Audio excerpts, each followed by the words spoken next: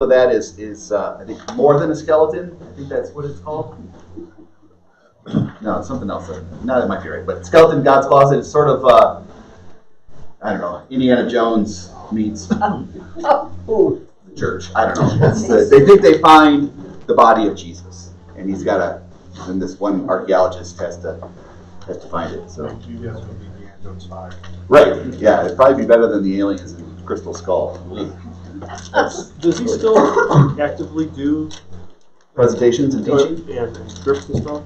I think he does. Yeah, I think he is still leading trips. Like he'll do, if you want to do a tour of like Greece and Turkey and sites of St. Paul's life or Roman history and things like that. He'll occasionally do trips like that and things.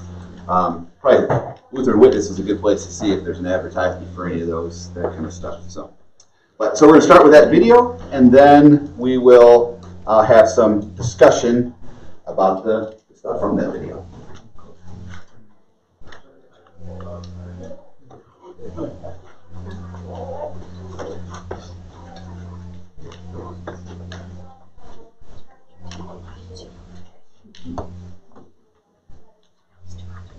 Hey. There, now here.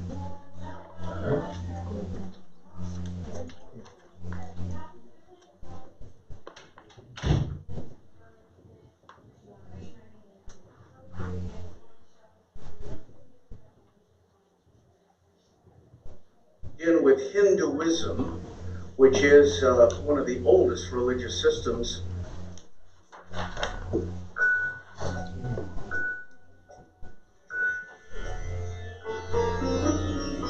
Everybody see okay? Lights are We're going okay? to be talking about the Far Eastern religious systems.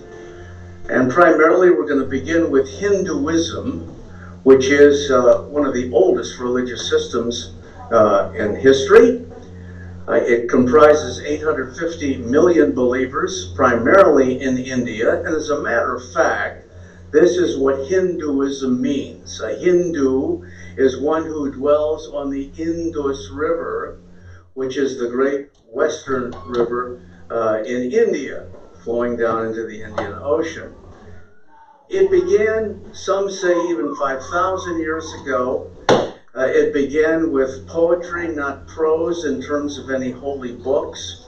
We have the Vedas. These are ancient hymns dealing with the many gods of Hinduism, the most famous of which is the Rig Veda. And up to about the year 500 something BC, the old Vedic gods ruled Hinduism. But about that time, we have more sophisticated deities emerging out of the mist of early Hinduism. In terms of the great three gods of Hinduism, and there are many more, you have Brahma, the creator god, Vishnu, the preserver god, and Shiva, who's the destroyer god. Now the highest, of course, was Brahma, and therefore in the caste system of India, the Brahmins are the number one caste, the nobility for sure. Vishnu is probably the most active deity, however, because he incarnates himself frequently in different personalities. At one time, for example, he was a great fish who warned the world against an advancing flood. They have a flood epic also, as a matter of fact, as do most of the ancient cultures. At another time, Vishnu shows up as Rama, who is a righteous ruler, who is the ideal personality, who rescued his wife Sita from being kidnapped.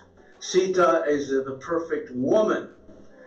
But then again, Vishnu will show up under other circumstances as Krishna, who at one point is a flute player, inspiring love to romantic couples and poetry and whatever else. In other incarnations, he is a charioteer. He's the one who claims to be the prayer answerer. There's a wonderful quote from Krishna, supposedly, who says, whatever gods men worship, I am the one who answers their prayers. Very modest idea. And so we have, again, various incarnations. They're called avatars of Krishna. As a matter of fact, Hinduism is so assimilative, so ecumenical, that it includes every variety of belief and non-belief. You can be an atheist and be a Hindu. Technically, you can be a Christian and be a Hindu. They claim, we don't. But they say one of the avatars of Krishna was Jesus. How do you like that? Incorporated also into the Hindu pantheon. And so they believe in lots of gods and goddesses. I wish this kind of general liberalism worked also in terms of their regard for Christianity in India today. If you get a radical Hindu, they'll burn down Christian churches. So that isn't always practiced, as you can see. And there are a variety of other Hindu deities. I named only 3 of them. How about Shakti? Shakti shows up either as a delightful mother goddess, a mild mother of us all kind of person, or she can also show up as Kali. Kali is a black-skinned goddess with red eyes and a blood-red tongue, skulls and a necklace around her neck, and a kind of a fearsome personality. The middle god, Vishnu, had a son named Ganesha, who is the elephant-headed god. See, the idea of how do you demonstrate a deity? Well, sometimes you give him a purple face, as you often find in the Hare Krishna literature that you get at the airports. Or you can have the Egyptian method, and that is to combine an animal and a human form. And that's what this elephant-headed deity shows up as, the son of Vishnu, Ganesha, and so on. Well, I think I've made the point. This is polytheism. And right there, we have a problem. First of all, let's search for the Holy Book. There isn't one. Well, finally, the fine points of Hinduism are demonstrated in the Bhagavad Gita. And there we have kind of the identity of the gods and the rules for Hinduism. But that comes pretty late. And it is primarily dealing with what we would call mythology. When you have many of these gods, and one of them with the head of an elephant, you know something's wrong here. It is not reliable history. It's rather a beautiful mythology, or not so beautiful, whatever. And then we also have the problem of the plurality of the gods. Not one, but many. Right there, we have a problem.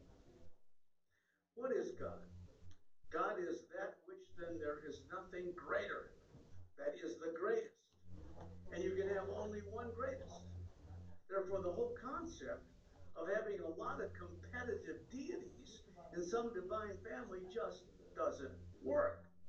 Too often, it's a case of mirroring the human family, and there are many members of a family, and so that's the same idea here. So right there, we have a profound critique in the point of view of monotheism. We believe in one God and only one because he is the greatest, and therefore you can't have many different greatesses. Another problem will be in ethics, for example. They have the caste system in India. The Brahmins on top, the untouchables on the bottom. And I mean millions of untouchables.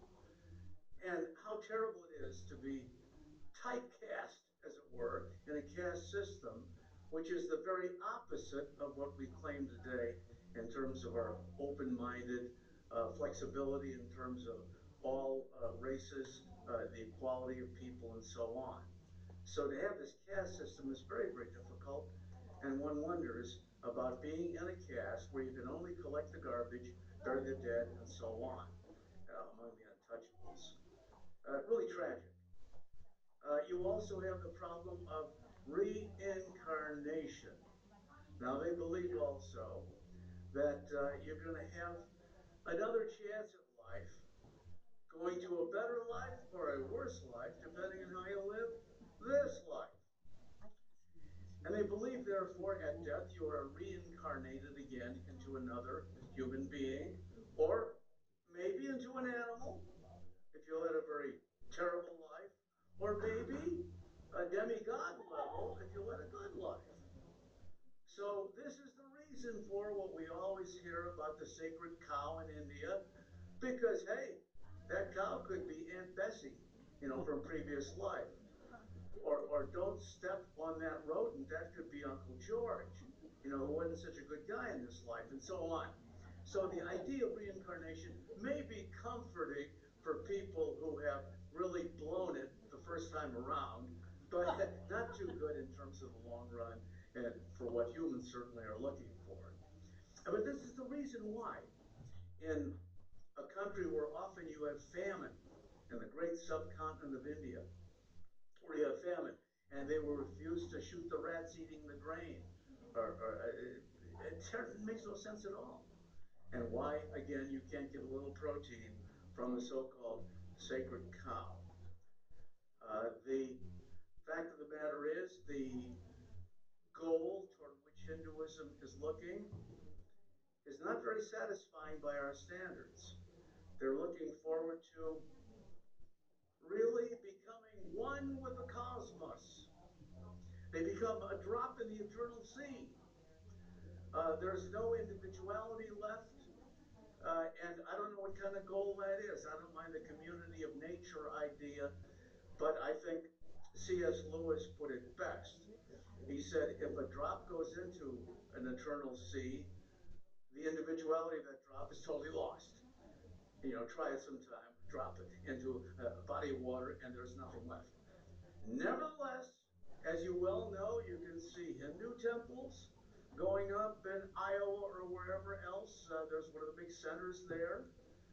You have your gurus, regularly arriving in India or the tarmac at Los Angeles International Airport. And remember, the Rajneesh went up to Oregon, where they bought him 50 Rolls Royces. You're going to have the famous meditation masters, and there's a way of intruding Hinduism even into contemporary world through meditation and so forth. And the idolatry involved, of course, is still there. You go to India, you see people in these temples bowing down to statues of the various deities. It hit home when I was teaching at Western Michigan University, and a student in the back of the room had a sari on, so I knew she was from India, obviously. And we were talking about India under the British Empire, and then after the lecture, I asked her, did I get it right? And she said yes, and then I asked her about her Hinduism, and she was very proud to tell me about what she did. She had a collection of Hindu gods and goddesses in little miniature wooden form, which she kept in her dorm room, and every morning she washed them off and prayed to them. Now this is a scholarship student from India who obviously should have all the smarts appertaining thereunto, who shows me idolatry taking place in the present day yet, and a monotheism involving deities with names and functions and looks that simply transcend any normal belief, I think. And the result, therefore, is it's pretty hard even to compare Christianity and Hinduism in the same league. And also, how do you achieve any kind of immortality in so many, in fact, all of the other world religious systems? It is through good works, through sacrifice, through trying to climb up to heaven.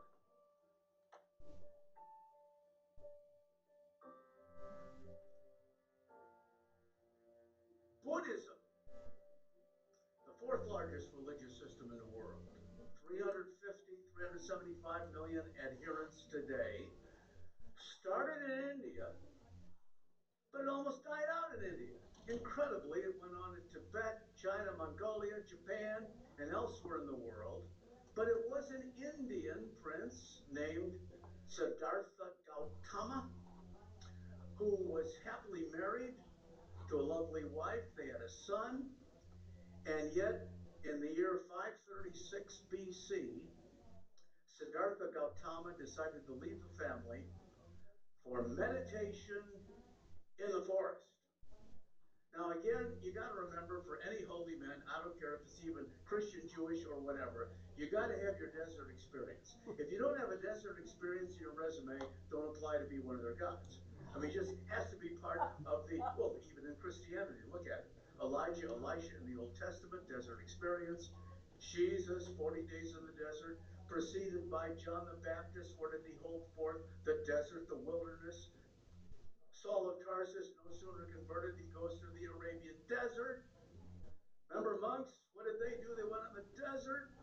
I guess the idea is you can meditate better without the seductions of the city or whatever in the desert. It's not that God talks louder in the desert. You can hear him better there. And so also, what's a forest but a desert place? And so Siddhartha Gautama went into the forest to check out the answer to the mystery of life. What does it all mean? Where did we all come from? What's the fundamental reality? And so he went from guru to guru, teaching in the forest. And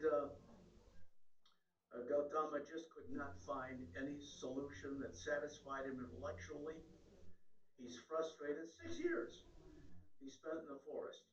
Until in 530 BC, he sat under the Bo tree or Bodhi tree, and he said, I'm not getting up until I have the answer by morning. I hope to have it. And then that night, I guess his subconscious got to work, because in the morning he had the answer. And that is that all life, all pain in life, all evil is because of frustrated desires. We desire the wrong thing and don't celebrate in life itself. We are always looking and craving for things that don't really apply to the heart of what life is all about.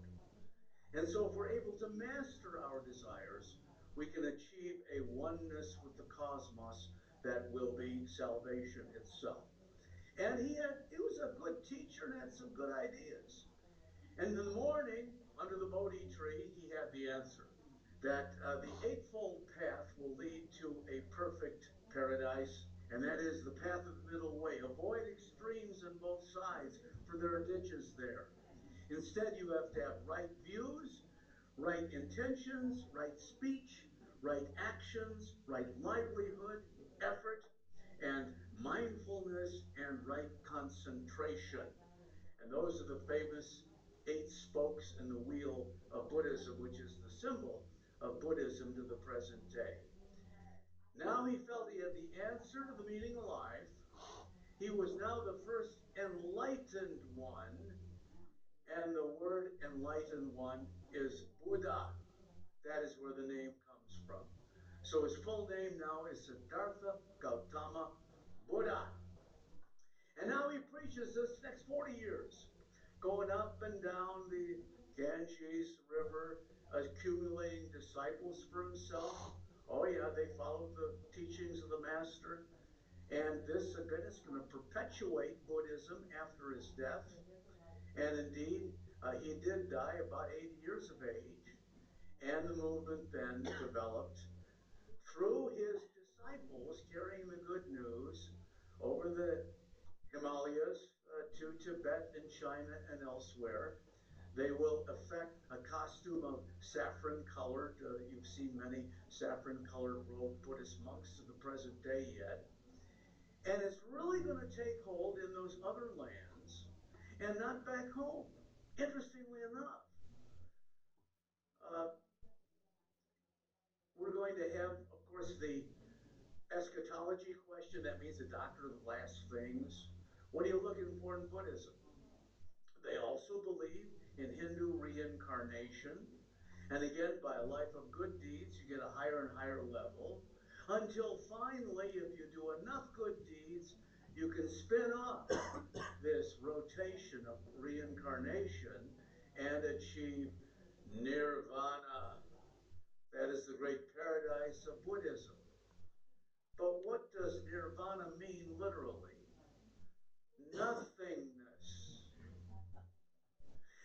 Really harking back to the old Hindu idea of becoming one with the cosmos, becoming the drop in the eternal sea. Again, losing all individuality. Now, what's going to happen later, and happens so often, especially in the Far Eastern religious systems, is that a very interesting teacher is going to become deified subsequently by his disciples. Now, I'm sure that Siddhartha Gautama Buddha never thought that he was a god. And yet, the disciples are going to be so thrilled with his teachings and going to spread it on, and in time, he is going to become a deity who is worshipped. If you don't believe it, you go to China today or Japan, you go to any Buddhist temple, and you can see them burning incense, bowing down in prayer before the Buddha, who is made either of gold or ivory in various colors or stone in great big monuments outside. So that idolatry situation does continue. The belief in the many different gods of Hinduism continues. Work righteousness continues. And again, I'm not knocking his teaching. I think we could agree with every one of the 8 spokes of the wheel of Buddhism. There's nothing wrong with them. There's everything right with them. That's fine. But again, to then say this is your blueprint for eternity, this is the way to go in terms of the way you wage your religious system, that really doesn't correlate with what we know as reality in terms of religion. Now, there is a narrow-minded group of Buddhists and there is a more flexible-minded group of Buddhists. The narrow-minded group are called the Hinayana Buddhists. That means the little vehicle Buddhists. And they teach that only Buddhist monks are going to be saved for the next life. But world Buddhism today is primarily Mahayana Buddhism, which is the large or great vehicle Buddhism, which again teaches that everybody following the Eightfold Path, the middle way, will in fact succeed. Buddhism, of course, is very, very much alive today yet. As I told you, 350 million people. We're going to find that it mixes easily with other religious systems in the Far East. For example, Confucianism and Taoism later on, it's going to work with those very well. And the mixture also in Shinto, in Japan, they mix Buddhism. And there are, of course, for every one of these major religious systems, there are minor denominations all over the place. For instance, you all heard of Zen Buddhism in Japan. That's one example of a very recent and very interesting offshoot of Buddhism itself. So far, none of these founders, of course, have claimed to rise from the dead. Before we move on to China, I do want to mention a word or two about the Sikhs, because this is a religious offshoot in India. Even though the guru does not get born until the 1400s, later on, the Guru Nanak. Nevertheless, it does comprise 20 million people across the globe, and therefore it is worth mentioning in a quick review like this. It's kind of a mixture of Hinduism and Islam, of all things. And there was a special code of rules by which you should live your life, and even a traditional Sikh uniform, primarily for men. It goes like this: you must not cut your hair, you let it grow, and put it in a big turban if necessary to hold it all together. And by all means, you got to stick a comb in that hairdo.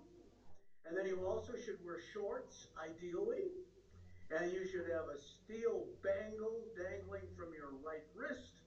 And of course, you have a saber. Now, that is a traditional Sikh uniform. And indeed, they are not Hindus, they're not Islamics, they're not Muslims. And so they have been persecuted by both sides. And finally, they decided to settle in the state of Punjab in India, where the Golden Temple of Amritsar is located. That is their central shrine, which some years ago was raided by Hindus and desecrated. And the Sikhs took their vengeance years later when the Air India plane went down 400 miles west of Ireland. I don't know if you remember that one. But you know, the transatlantic run is one of the safest in aviation. It's almost miraculous that of the hundreds of thousands of flights that take place over there, there's never really been a ditching at sea until that one came along. So what a way to take your vengeance. Anyway, that's a little getting ahead of ourselves, but that's to talk about the Sikhs, and there are, of course, many other religious divisions. Now, on to China, where we have Confucius, of course, as the tremendously important early prophet and teacher who teaches a lot of good things. I could be a Confucianist if it were only the teaching, if I were only checking my ethics out, because he was a wise man, said a lot of good things, did Confucius. And again, the old story is later on his followers made him a deity. But Confucius, born 551 BC, died 479. He was a teacher above all who accumulated disciples, and he was very careful with his advice to his disciples, always seemed to say the right, the moderate thing. He was very active against any authoritarian government of any kind. He would talk about the right of revolution if things got bad enough. He said some Christ-like things. Also, he had the golden rule. Whatever you would not want others to do to you by way of evil, don't do that to them. That's just the negative version of the golden rule.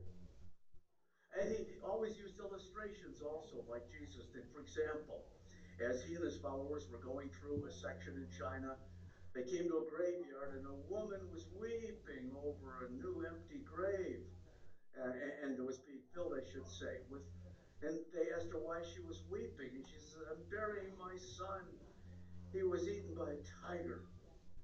And his father before him was also eaten by a tiger." And indeed, his grandfather was also eaten by a tiger. And so Confucius asked her, "Well, then why don't you go someplace else?" Logical. And she said, "No, here we do not have a tyrannical government."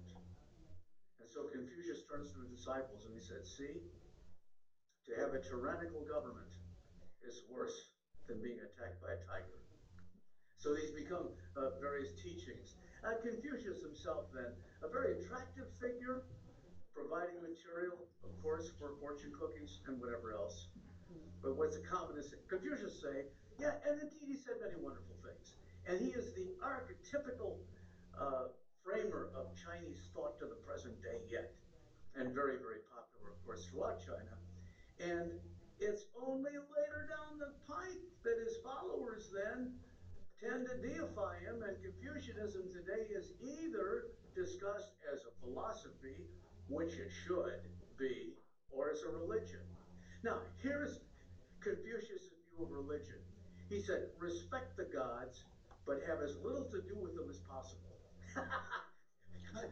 So to me, that's the founder of an ethical system, a philosophy, not a religious system. In terms of folk religion, Taoism, Confucianism as well, we have over 300 million believers, certainly, in the vast land of China, and many other are tremendously affected by this teaching. Taoism, again, is more meditative, whereas Confucianism is out in the world to see how you can improve it. Taoism is more private meditation. There's also ancestry worship involved in Chinese religion, as you well know.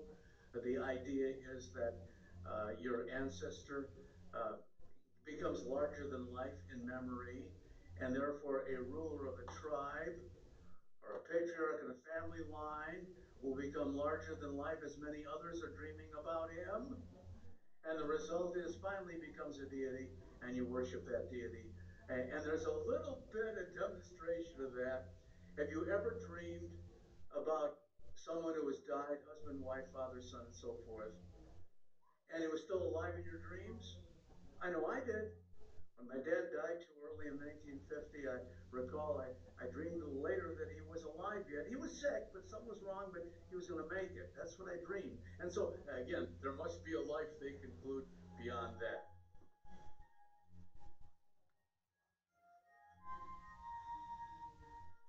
Shinto itself, the ancestral religion in Japan, named again for the rising sun, who was a goddess at first. She is the progenitor of the imperial family in Japan. And so, again, before World War II, Emperor Hirohito was the latest incarnation of the rising sun. That's the reason for the red circle in a white background, the Japanese flag. Now, the problem is, if the emperor is even the incarnation of the sun goddess, what happens when he dies, or what happens when he's conquered? And indeed, in World War II, as you well know, Douglas MacArthur made Emperor Hirohito announce to the people of Japan via radio that no, he was not a god. And that kind of hits the heart of Shinto. And so therefore some missionaries have said it's really on the decline in Japan. Others say it's being amalgamated with Buddhism and continues to be the national state religion in Japan. Bottom line, wrapping up this segment, we have again a colorful variety of gods and goddesses to deal with, which fail the standard of reliability because they're not monotheistic. Secondly, how can rational people believe in all these excesses talked about and the various myths involved? Thirdly, there's no way to correlate their claims with anything in the outside. They don't have a decent doctrine of the afterlife, work righteousness. Again, I'm always going to make an exception with Confucius and regard him only as a philosopher, and we should. Now we're going to move after this into the Middle Eastern religious systems in the next segment and begin with our parent, Judaism.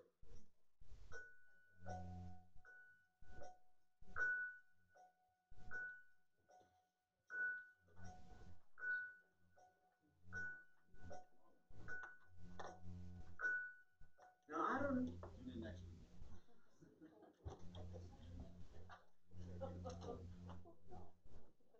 That's where we will pick up next week. So let's have a little discussion about the Far Eastern religions as Dr. Meyer presented them here. So Hinduism. What about their deities? What sort of structure do they have for what is divine in Hinduism? Whatever they want to make it be. So everything is divine. Everything has a divine character to it. Okay, so that's called polytheism. Poly just means many, and theism God. So many gods in created things, and they do have sort of the principal three gods, the Brahma, Vishnu, and Shiva, but then they even have different names or different manifestations of different things. Indiana Jones and the Temple of Doom. Anybody see that one? They're so Kali. No, you haven't, Dean. I know that's not true. You haven't seen it. But the Temple of Doom and the worship that's going on there, they talk about Kali, Kali Ma. You know, these are the sort of the things that are going on there in worship of that very dark and sort of evil aspect of Hindu gods. Anybody watch The Simpsons? And you got, yeah, it's been on since I was in the 5th grade, and it's just kind of weird. But the Apu, the Indian guy, the owner of the Quickie Mart there, has a statue statue of Ganesh on his thing. And, you have angered Ganesh was always one of the jokes. So he would run around on elephants and things. I would think it would be difficult to be a priest in the Hindu religion because they still do food sacrifices. Can you imagine being a priest, taking away all the food that didn't get eaten and putting out new food, and taking away that food and putting out new food? Yeah, so food offerings to the idols. Yeah, to the idols and the statues and things like that, especially in areas where there's starvation. That sort of guilt that you would feel with some of those things. And their idea of God or of clergy is of gurus. So the wise men. So they're old. They say wise things. They're that reincarnation of various things. So. If they're Um, refuse to Go kill ahead. the animals, I mean the cows, the rats, and that, are they vegetarian? Yes. Yeah. Hindus are vegetarians. Yep. Yep.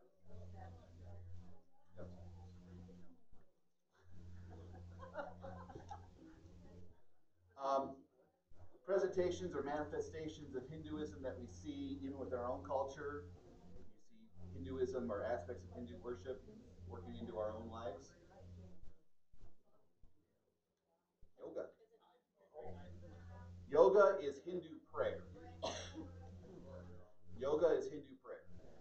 And so you got to really be cautious when engaging in yoga as exercise is one thing, but the principles that they begin talking about as you're doing this, empty your mind. Mindfulness is that's one of the 8 wheels of Buddhism, but it ties in with Hinduism as well. Um, it's you got to be cautious with it. There are, I know, some exercise instructors introducing versions of yoga with sort of Christian themes and stuff like that, so that it doesn't have the Hindu aspect of things, and I think that's good. But you look at the studio. If you're going to a studio, look around. Are you seeing medallions? Are you seeing Hindu or Indian Eastern themed decorations and things? Typically, those aren't just simply decorations. Those are worship centers among Hindus. Like we would hang a cross. Those medallions and some of those different things that they hang are articles of worship for a false god. So they want you to focus on that. Right. And you may be thinking of it in terms simply of physical or restfulness and things, but that's how Hindus worship. It'd be like, by teaching you to do these things is teaching you how to say like the Lord's Prayer and this kind of stuff. So you need to be, I encourage you to be cautious. Stretching and movement and things, fine. But but be aware of the other things that are coming in around you. You just need to be cautious of it. All right. Karma. You hear people say good karma, bad karma a lot. Yeah, karma is another aspect of things. What comes around goes around. This idea of that's Hinduism and Buddhism as well, and things. If you do good things come back, and it's this balance, and you just never know when you've made up enough on one side or the other. And so good karma. You want to have good, so that when you get reincarnated, you move up the caste system as well. So the questions on the discussion page here: how can Hinduism be the oldest religion when Judeo-Christianity begins with creation? So obviously Hinduism is not the oldest religion because Christianity is. Worshiping the true God, Adam and Eve. They were the ones who first worshipped the true God. So how can people in a modern scientific age bow down to idols made of wood, stone, ivory, gold, or any other material? How do they? They went to too many yoga classes. Okay, go to too many yoga classes. All right. The gal, like he was saying, she's a PhD student and she polished up and prayed to her idols every day. Habit, okay. I think a lot of it is, okay, so these guys had good ideas, to be moral people, and then their followers, after they passed on, said, hey, let's worship him because he had such a great idea. I think it just kind of went left, obviously went left field, but it just kind of the snowball effect into an avalanche where his guy had a great idea, or maybe not such a great idea, going off into the desert for 6 years or forest or whatever. You gotta be careful. I mean, the sun will get you. No. You know, they had some right ideas, but then kind of got twisted with the followers, and next thing you know, they're the greatest thing since sliced bread. Yep. But don't we get asked the same question as Christians? Sure. I mean, I'm an engineer, and when you're kind of scientific mind, how can you believe that guy died on the cross and he can come back and save you? Right. So how as Christians can we believe in these things? Well, as Christians, we can look to evidence. You know, we have factual evidence that supports Christianity. And I think that's a great place to start with those things. That we have evidence that Jesus existed and that witnesses that he rose from the dead. These kinds of things. I think that's important to start with. Yeah. What is the purpose of the multi-faces and heads on these? So yeah, the multi-faces or amalgamating the animals with the gods themselves. It's their kind of way of describing the. They're trying to explain reality as they observe it. You know, they see good things happen and they see bad things happen. But if they think that Vishnu's in charge of everything, so then she's got to have different personalities or different ways that she manifests herself.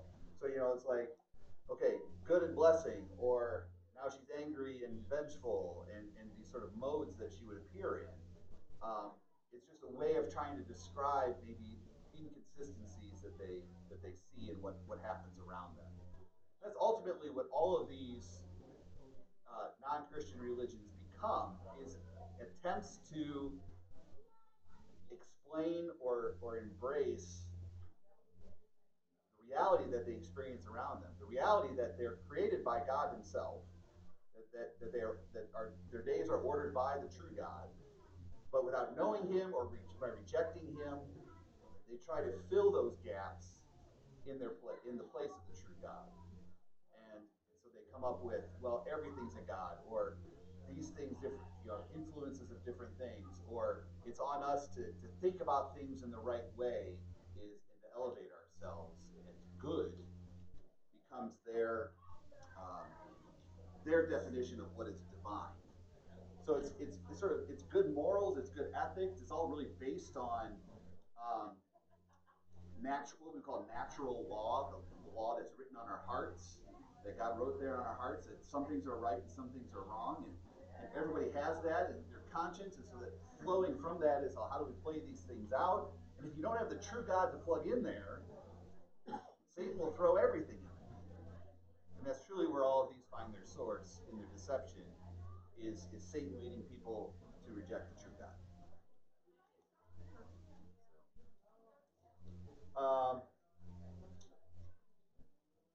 So Buddhism, Confucianism, you know, Buddha's Eightfold Path sounds like good advice, something to base a religion on, because, you know, if the definition of religion is being good, which is not the definition of Christianity that I would give you. The purpose of Christianity is not so that you would be good. The purpose of Christianity is living under God in His forgiveness and life, and in His holiness. But if you're going to make that the definition of being good, then Confucianism, Buddhism, these things, they're very moral. They're based on, you know, do good things to other people so good things come back to you, and all this kind of stuff. There's a problem, though. Hindus, Islam persecute the Sikhs, and there's all this religious persecution that happens within that same ethical system. It doesn't make sense. So you can't say that there's a superiority to their morals or ethics because it doesn't play itself out. Just look at how the upper caste and the lower caste in Hinduism. In Hinduism, you've got the upper to lower castes. I mean, it's profoundly oppressive. It's based on slavery, and it's what you're born into. You can't change it. You just get treated like junk. All right, we're gonna let people keep coming in. and we'll pick up next week with religions of the Near East. So that'll be Islam, Judaism, some of those areas as well. So we'll pick up there next time. Happy Mother's Day, ladies.